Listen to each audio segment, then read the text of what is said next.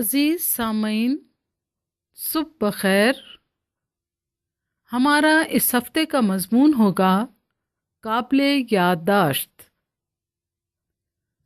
آئیے کچھ دیر کے لیے اپنے مضمون پر غور کریں۔ خداوند کے زندہ کلام میں سے پڑھیں گے یعقوب کا عام خط، چوتھا باب، 13 آیت سے لے کر 17 آیت تک۔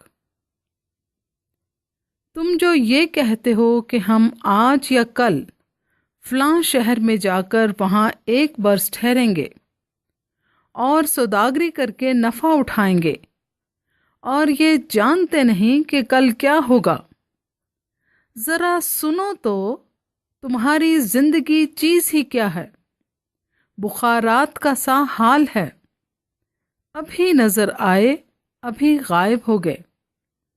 یوں کہنے کی جگہ تمہیں یہ کہنا چاہیے کہ اگر خداوند چاہے تو ہم زندہ بھی رہیں گے اور یہ یا وہ کام بھی کریں گے۔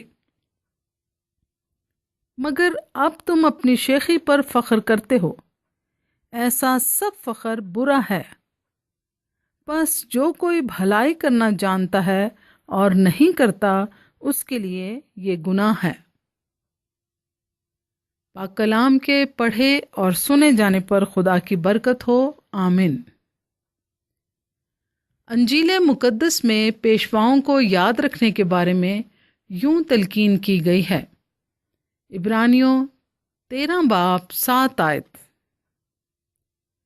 جو تمہارے پیشوا تھے اور جنہوں نے تمہیں خدا کا کلام سنایا، انہیں یاد رکھو اور ان کی زندگی کے انجام پر غور کر کے ان جیسے ایماندار ہو جاؤ۔ جناب پادری لوتھر فیاض سیمبل صاحب فرماتے ہیں کہ جب سے پاکستان کے قومی ذرائع ابلاغ نے گلوکار اے نیئر کے انتقال کی سوگوار خبر نشر کی ہے، اس وقت سے میرے ذہن اور دل و دماغ میں اس کا گایا ہوا یہ گیت گونج رہا ہے: جیسا میں ہوں بغیر ایک بات، پر تیرے لہو سے حیات اور تیرے نام سے ہے نجات، مسیح مسیح میں آتا ہوں۔ میرا اس کے ساتھ دوستانہ تعلق 1967 میں قائم ہوا، جو کہ تمام دن کا ہوا کرتا تھا۔ بہت یادگار وقت گزرا۔ وہ دن بڑے ہی خوبصورت تھے۔ اس وقت دور دور تک پتہ نہیں تھا کہ یہ اے نیئر بن کر ابھرے گا، کیونکہ اس وقت وہ ٹونی تھا۔ پھر ایک انقلاب برپا ہوا اور وہ دیکھتے دیکھتے پاکستان کا صفِ اول کا گلوکار بن گیا۔ خدا نے اس پر کمال ذہانت، نفاست اور وجاہت اور بلا کی بزلہ سنجی کے علاوہ دیگر بے شمار صلاحیتیں اور خوبیاں نچھاور کر رکھی تھیں۔ وہ جانے محفل تھا۔ قومی اور بین الاقوامی شہرت رکھنے کے باوجود بڑا حلیم تھا، دوستوں کا دوست تھا، بے حد خوش مزاج تھا۔ المختصر وہ مرقع کمال شخصیت تھا۔ مسیحی نام اور مسیحی ایمان کے ساتھ زندہ رہا۔ اس کی بے پناہ مصروفیات نے باقاعدگی سے اتواری عبادتوں اور کلیسیائی سرگرمیوں میں شمولیت کی عادت کو کم ضرور کر دیا، مگر ختم نہ کر سکیں، کیونکہ جب وہ ٹونی تھا تو اپنی کلیسیا کا اثاثہ تھا، اور جب وہ اے نیئر بن کر ابھرا تو مسیحت کا اثاثہ ہو گیا، اور اب یہ اثاثہ یادگار بن گیا ہے۔ وہ اپنی مدھر اور جاندار تانے گونجنے کے لیے اپنی سکونت گاہ کے لیے رخصت ہو چکا ہے، وہ سکونت گاہ جو کہ ہر مسیحی ایماندار کی آخری آرام گاہ ہے۔ یوحنا رسول کی انجیل 14 बाब 2 आयत। मेरे बाप के घर में बहुत से मकान हैं, अगर ना होते तो मैं तुमसे कह देता, क्योंकि मैं जाता हूँ ताकि तुम्हारे लिए जगह तैयार करूँ। और मुकाशफा 14 बाब 13 आयत। फिर मैंने आसमान में से ये आवाज़ सुनी कि लिख, मुबारक हैं वो मुर्दे जो अब से खुदावंद में मरते हैं। रूह फरमाता है, बेशक, क्योंकि वो अपनी मेहनतों से आराम पाएंगे और उनके अमाल उनके साथ साथ होते हैं।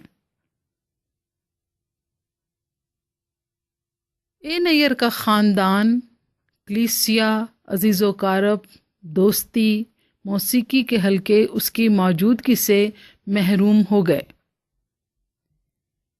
एक महसूस की जाने वाली खला पैदा हो चुकी है, जो कि खुदावंद के इलाही इंतज़ाम ही से पुर होगी। खुदावंद उसकी अहलिया, बच्चों, ख़ानदान और तमाम को तसल्ली दे और वो इत्मीनान दे जो दुनिया नहीं दे सकती। जो उसे बहुत नज़दीक से जानते हैं वो ये बात ज़रूर कहेंगे और उससे याद करते रहेंगे। वो लोग हमने एक ही शोखी से खो दिए,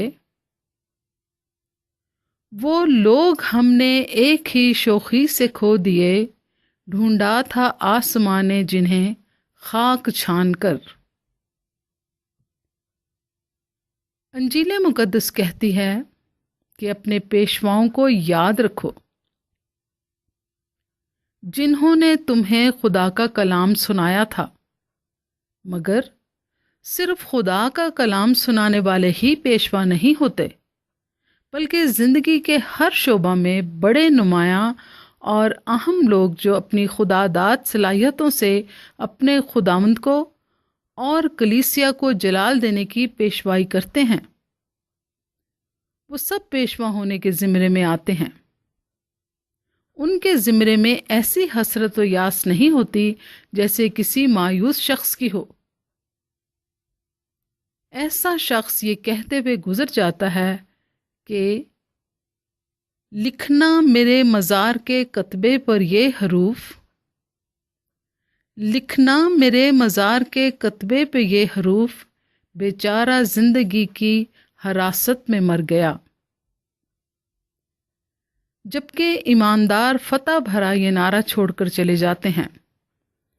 दूसरा थिमोथियस 4 बाब 7 आयत। मैं अच्छी कुश्ती लड़ चुका, मैंने दौड़ को ख़त्म कर लिया, मैंने ईमान को महफूज रखा। इंसानी शब रोज़ हर इंसान को ये सबक दे रहे हैं कि life is fragile, handle with prayer. ज़िंदगी बड़ी नाजुक है, इसे दुआ से बसर करो। आज के लिए ख्याल, काश मैं सादिकों की मौत मरूं और मेरी आक़िबत भी उन्हीं की मानिंद हो। गिनती 23 बाब 10 आयत। आइए दुआ करें। आए ज़िंदगी देने वाले खुदावंद खुदा, मिन्नत है कि तू हमें अपनी ज़िंदगी के दिन गिनना सिखा, ताकि हम दानाई और तेरे खौफ में रहकर अपनी ज़िंदगी बसर करें। यीशु नाम में मांगते हैं, आमीन। खुदावंद आपको और आपके पूरे घराने को बहुत बरकत दे और हमारे खुदावंद यीशु मसीह का फजल और इत्मीनान हम सबको हमेशा हासिल होता रहे, और उन सबको भी जो हमारे खुदावंद यीशु मसीह से लाजवाल मोहब्बत रखते हैं। आमीन।